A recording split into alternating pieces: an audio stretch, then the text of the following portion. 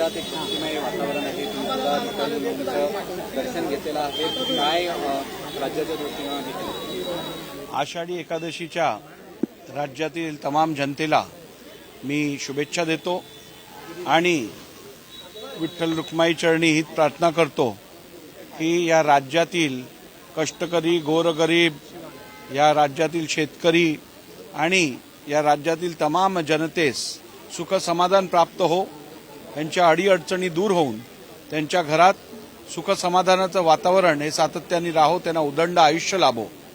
आजच्या या प्रसंगी इकडे माझ्या मतदारसंघाच्या अगदी कोपऱ्यावरती असणाऱ्या या विठ्ठल रुक्माई मंदिरात मी आलो आहे आणि या ठिकाणी हे मंदिर जवळजवळ 200 वर्ष जुनं आहे, परंतु आर्थिक लाभापोटी इकडे जो विकासक आहे तो हे मंदिर तोडायचा जे प्रयत्न करत आहे तो स्थानिक रहिवाशांना कदापि मंजूर नाही आहे आणि म्हणूनच आमच्या वास्तूंचं जतन करणं आणि हिंदू संस्कृतीचं जतन करणं, त्यांना मंदिरांचं जतन करणं हे क्रमप्राप्त आहे आणि त्यामुळे या विभागातील एकाही प्राचीन मंदिराची एकही वीट आम्ही हलवू देणार नाही, हाच पण आम्ही आज केलेला आहे.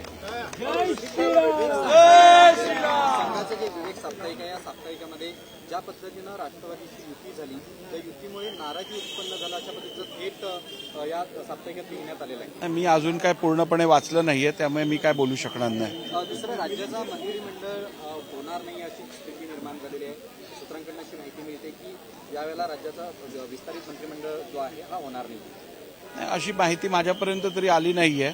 शेवटी मंत्रिमंडळाचा विस्तार करणं हा माननीय मुख्यमंत्री महोदयांचा निर्णय असतो आणि त्याप्रमाणे ते निर्णय घेतील. राहुलजी, एक गोष्ट पाहायला मिळत आहे की पानसरे यांचे जवळचं विवेक साप्ताहिकमध्ये एक असं म्हटलं आहे की भारतीय जनता पक्षाला लोकसभा निवडणुकीमध्ये अजित पवार गटाला सोबत घेतले असल्यामुळे मोठा फटका बसला आहे असं त्यामध्ये नमूद झालं आहे. तुम्ही पण ते हे मानता का? मी अजून काय तो लेख वाचलेला नाहीये, त्यामुळे त्या संदर्भात कुठचंही भाष्य मला करता येणार नाही. शरद पवारांची पत्रकार परिषद सुरू आहे आणि त्यामध्ये छगन भुजबळ यांची जी भेट घेतली आहे त्यामध्ये त्यांनी स्पष्ट म्हटलं आहे की सरकारची आरक्षणाबाबतची सकारात्मक भूमिका दिसली नाही.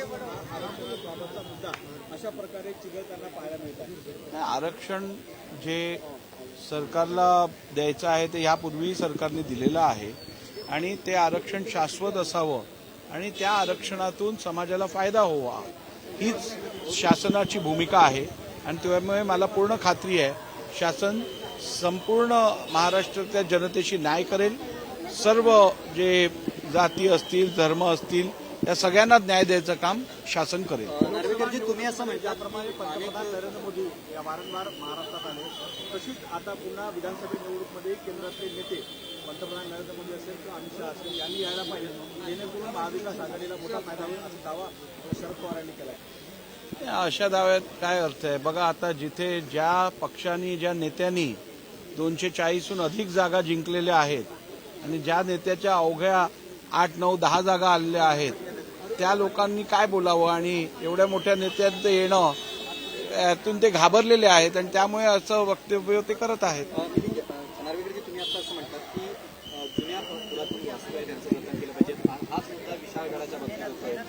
शिवप्रेमीमध्ये ज्या पद्धतीचंही चित्र झालेलं आहे, सरकार तुम्ही स्वतः विधानसभेचे अध्यक्ष कसं बघता या सगळ्यांकडे? कारण हा मुद्दा नाही, मी आपल्याला माझी भूमिका तर स्पष्टपणे सांगितलेली आहे आणि शासनाची पण मला वाटतं तशीच भूमिका आहे की जेवढे पुरातन आपले जुने आणि अत्यंत हेरिटेजमध्ये असणारे आमचे धर्मस्थळ आहेत त्या सर्व धर्मस्थळांचं रक्षण करणं हे आमच्यासाठी क्रमप्राप्त आहे आणि ते आम्ही करणारच. आणि आपल्याला सांगितल्याप्रमाणे एकही आमच्या जुन्या पुरातन वास्तूचं एकही वीट आम्ही हलवायला देणार नाही आणि जो गड किल्ले आहेत जे आमच्या संस्कृतीचा भाग आहे आणि जे गड किल्ले आमच्या इतिहासाचा भाग आहेत त्यांचं पण जतन होणं तेवढंच महत्वाचं आहे. आणि त्यामुळे जर कुठेही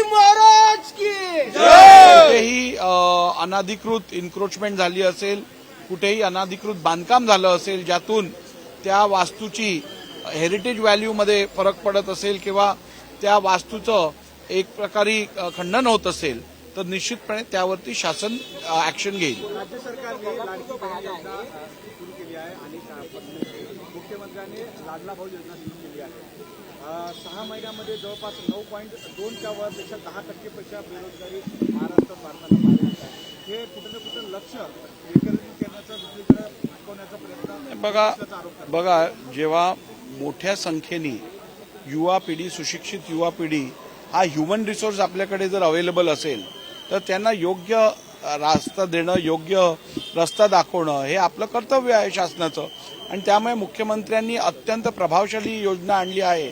जेवढे सुशिक्षित तरुण असतील त्यांना प्रति महिना 10,000 रुपये अप्रेंटिसशिप देण्याची ही योजना आहे.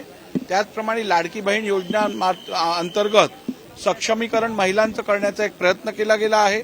दर महिना 1,500 रुपये आमच्या महिला भगिनींना डीबीटीद्वारे मिळणार आहेत. त्यामुळे मला वाटतं अशा योजनांचं आपण स्वागत करायला पाहिजे.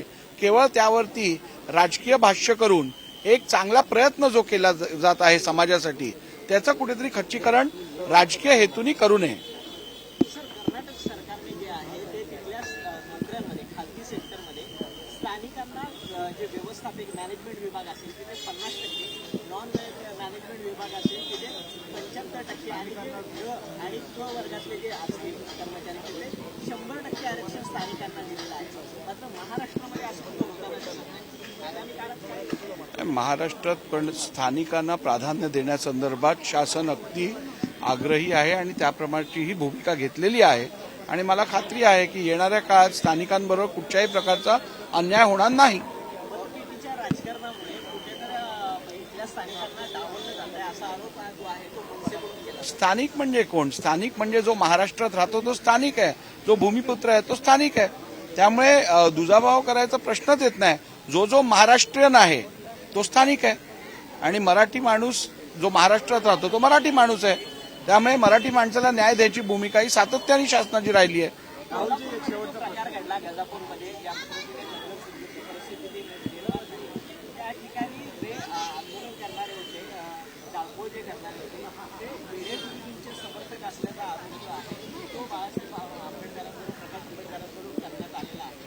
यावर त्या आरोपांवरती मी काही टिप्पणी करू शकत नाही आणि करू इच्छित नाही. मी एवढंच सांगतो की लोकशाहीमध्ये हिंसेला कुठेही स्थान नाहीये. त्यामुळे लोकशाहीचं आपल्याला योग्यरित्या पुढे न्यायचं असेल तर हिंसक ज्या घटना आहेत त्यांच्यावरती आळा आणणं अत्यंत आवश्यक आहे. संभाजीराजे यांनी ज्या पद्धतीने तिथं आंदोलन पुकारलं होतं त्यानंतर हा झालेला संपूर्ण प्रकार आहे. कुठेतरी याची चौकशी मी आपल्याला सांगितल्याप्रमाणे हिंसेला लोकशाहीत कुठेही स्थान नाही.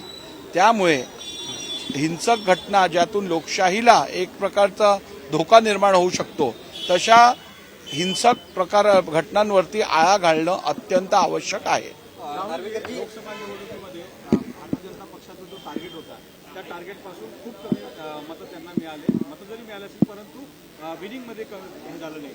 तुम्हाला असं वाटतं का की अजित पवारांच्या तुमच्यासोबत असलेले लोकसभेमध्ये जो नुकसान झाला तोच नुकसान आता विधानसभेत नाही, मला वाटतं लोकसभेत आमची जी एवढी अपेक्षा होती तेवढं कदाचित यश आम्हाला प्राप्त झालं नाही.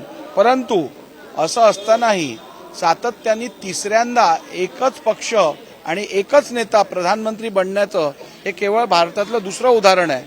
त्यामुळे आपण हेही बघायला पाहिजे की सातत्याने तिसऱ्या टर्ममध्ये नरेंद्र मोदींवरती आज महाराष्ट्रातल्या आणि देशाच्या जनतेने विश्वास ठेवलेला आहे आणि तिसऱ्यांदा ते प्रधानमंत्री झालेले आहेत. त्यामुळे ही पण बाब आपण कमी समजून चालणार नाही. ह्यातून अशा नेत्याची पॉप्युलॅरिटी आणि अशा नेत्याबद्दल असणारा विश्वास हा देशात दिसून येतो. नार्वेकरजी ज्या पद्धतीनं विवेक साप्ताहिकात स्पष्टपणे असं म्हटलेलं आहे की भाजपमध्ये इन्कमिंग ज्या पद्धतीनं मी विवेक एक प्रश्न आहे की ज्या पद्धतीनं भाजपमध्ये लोक आहेत सगळेच काही वाईट नाही, मात्र भाजपनं आता स्वतःच्या कार्यकर्त्यांचा सुद्धा विचार केला पाहिजे की ते नेमके कुठे आहेत. तुम्हाला काय वाटतं या सगळ्या प्रश्नावर? भारतीय जनता पार्टी ही संघटना जी आहे ती अत्यंत काडर बेस्ड संघटना आहे आणि आपल्या काडरचं योग्यरित्या काळजी घ्यायचं काम सातत्याने भारतीय जनता पार्टीत होत असतं. आणि भारतीय जनता पार्टीचा कार्यकर्ता हा हाडामासाचा कार्यकर्ता आहे. तो कुठच्याही अपेक्षेपोटी काम करत नाही. तो संघटनेसाठी आणि भारतीय जनता पार्टीचे जे तत्व आहे त्यासाठी काम करत असतो. लोकांची अपेक्षा पंतप्रधान नरेंद्र मोदींपासून मोठी आहे परंतु तशी भावना महाराष्ट्रामध्ये अजित पवार बाबत दिसत नाही. मग समन्वयाचा हा सगळ्यात मोठा प्रॉब्लेम होणार नाही, कारण मग समन्वय अगदी उत्तम आहे. आपण काळजीच करू नका. अत्यंत योग्य आणि बरोबर समन्वय आहे. यात आपल्याला एकच बघायचं आहे की सामान्य जनतेचा, अगदी तळागाळात असलेल्या व्यक्तीचा आपण विकास कसा करू शकतो, हे आमचं ध्येय आहे. बाकी कोण सोबत येतं कोण नाही येत हे ह्याला आम्ही प्रायोरिटी देत नाही. आमची प्रायोरिटी सामान्य माणसाचं कल्याण करणं आहे.